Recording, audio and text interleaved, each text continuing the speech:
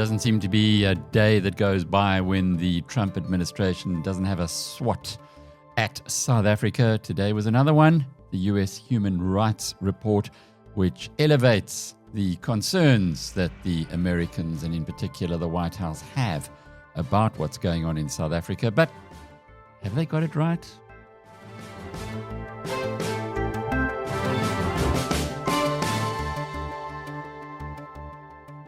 Well, there are few South Africans who would say we live in a perfect country. Our transition has been difficult.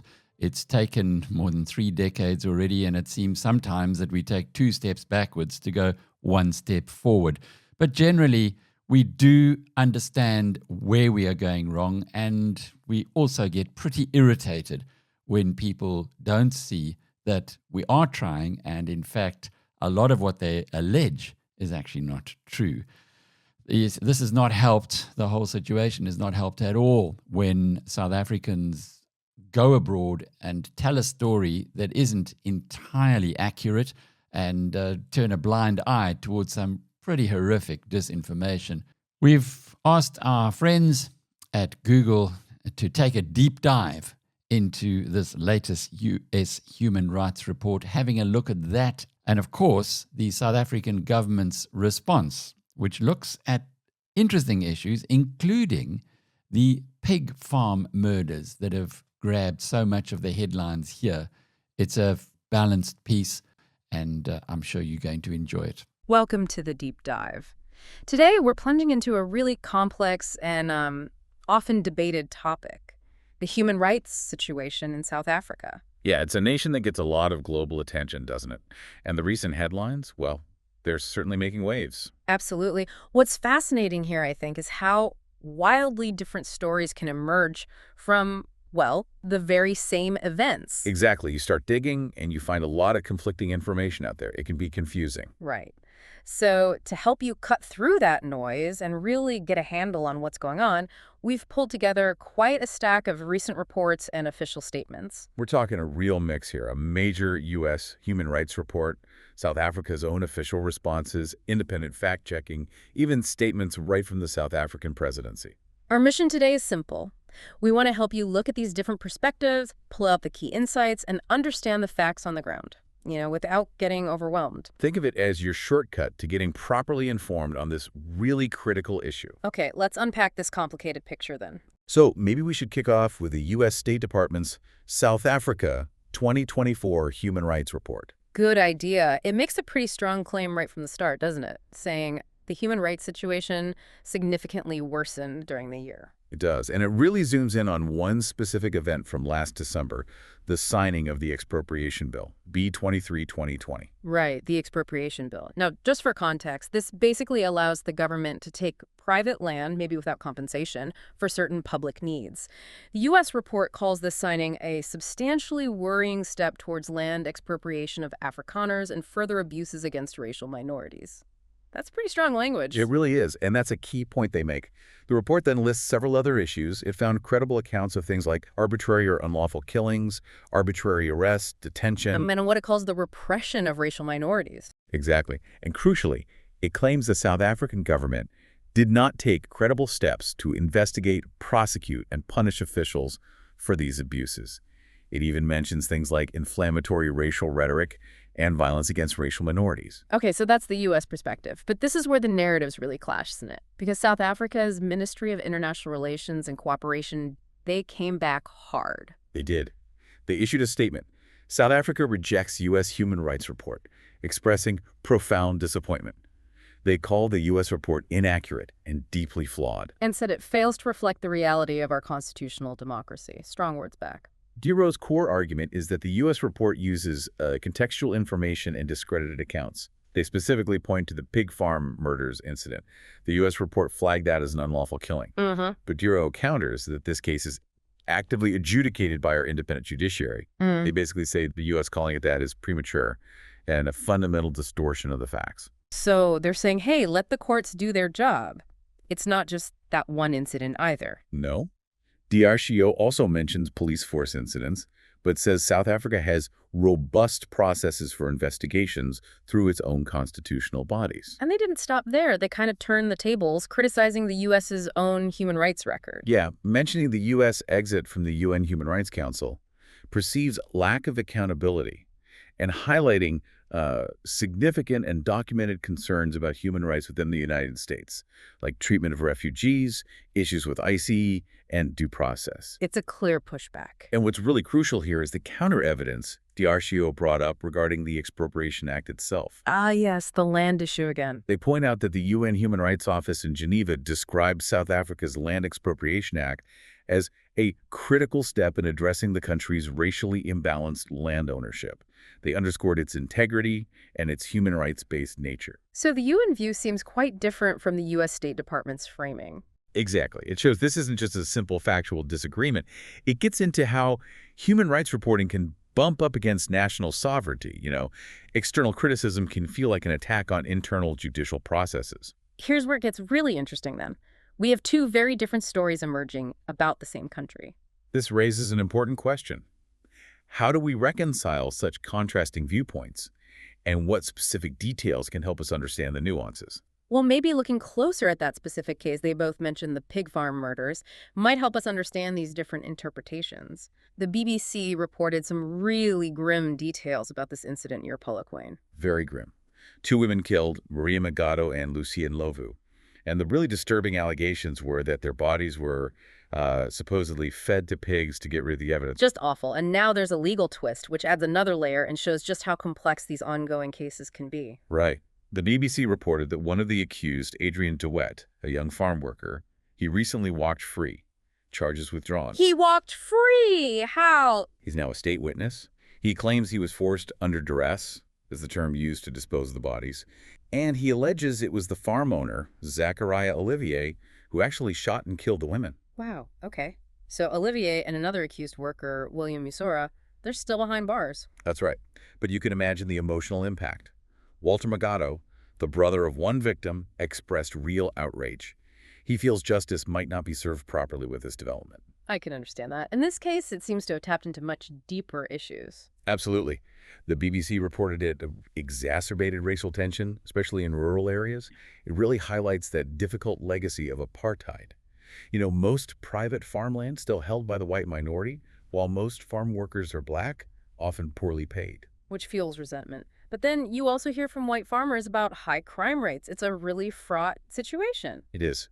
And this specific case perfectly shows why the U.S. report might cite it as an unlawful killing, focusing on the alleged act itself. While DRCO insists it's actively adjudicated, focusing on the ongoing legal process. Exactly. It highlights the challenge of reporting on live court cases, especially when they touch on such raw nerves like race and land. So what does this all mean when we have a live legal case being described so differently by official reports? If we connect this to the bigger picture, it highlights the challenge of reporting on ongoing legal processes, especially when they touch on deeply sensitive societal fault lines like racial tension and land. That pig farm case really does show how deep those historical tensions run, especially around land. And that brings us to another really contentious area: farm murders and the misinformation surrounding them. Oh, definitely. You've probably seen some of those claims flying around online, especially linked to the new expropriation law. Yeah, things like 60 white farmers are killed every day, or over 4,000 farmers killed since 2018. Really shocking numbers, if true. And these claims got amplified, didn't they, by figures like Donald Trump accusing the SA government of illegally confiscating land, and Elon Musk talking about openly racist ownership laws. Which is precisely why independent fact-checking is so crucial here. AFP Fact Check did a piece, South African Farm Murders, Debunking Disinformation. And what did they find? Well, they flatly debunked these figures, calling them exaggerated and baseless. So what are the real numbers, according to more credible sources? AFP cited groups like the Transvaal Agricultural Union and AfriForum. They report around 50 farmers of all racial groups are killed annually, not daily, annually. TAUSA said 50 in 2023, 32 so far in 2024. The average over the last decade is about 63 deaths per year. Okay, 50 or 60 a year is still tragic, obviously, but it's vastly different different from 60 a day. Hugely different, especially when you consider South Africa recorded over 19,000 murders nationally just between January and September 2024. That context makes these 60 farm murders per day claim look, well, wildly off. What stands out to you here? It's easy to get lost in the sensational, but the data tells a very different story. For me, it's how easily these specific, often tragic incidents get twisted and amplified for political reasons. It shows how historical grievances around land become fuel for disinformation. Absolutely. And if you look at the racial demographics of the victims, it adds another layer.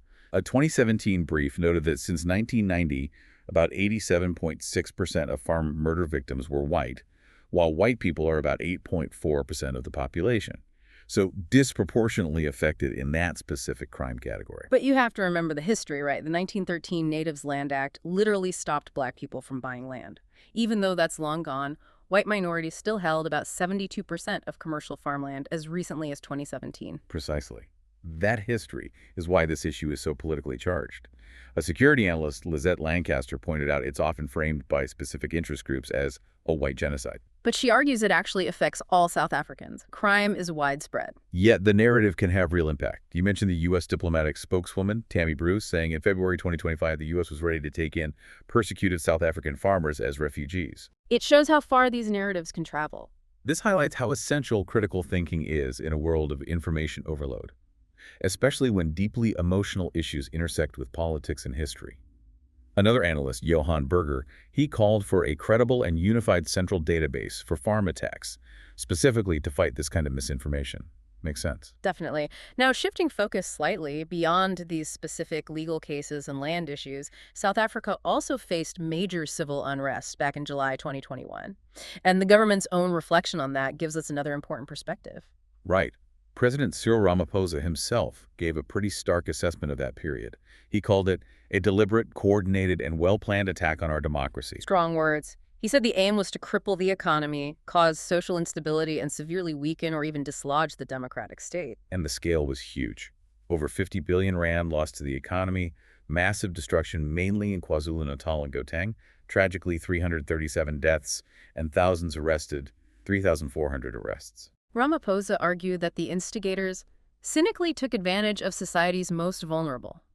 They exploited the tough social and economic conditions, made worse by COVID, to try and spark a popular insurrection alongside opportunistic acts of looting. He described it as using chaos as a smokescreen for targeted economic sabotage, hitting trucks, malls, factories, blocking major roads. And significantly, he pointed to well-orchestrated campaigns on social media to inflame racial tensions, spread fake news, and disseminate misinformation. That theme again.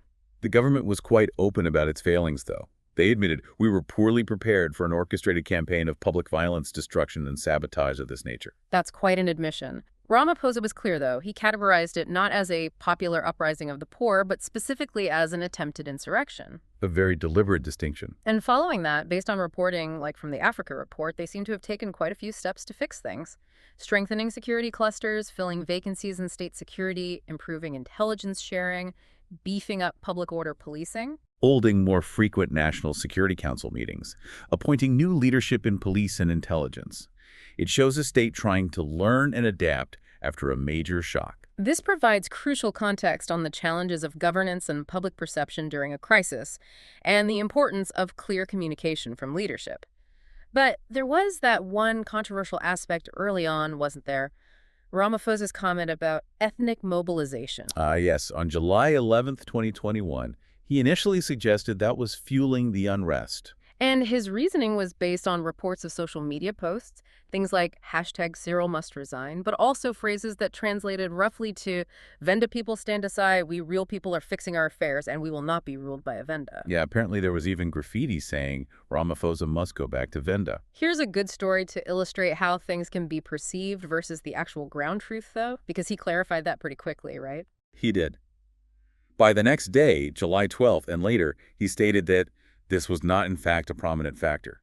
He emphasized that the majority of our people have out of principle refused to be mobilized along these lines.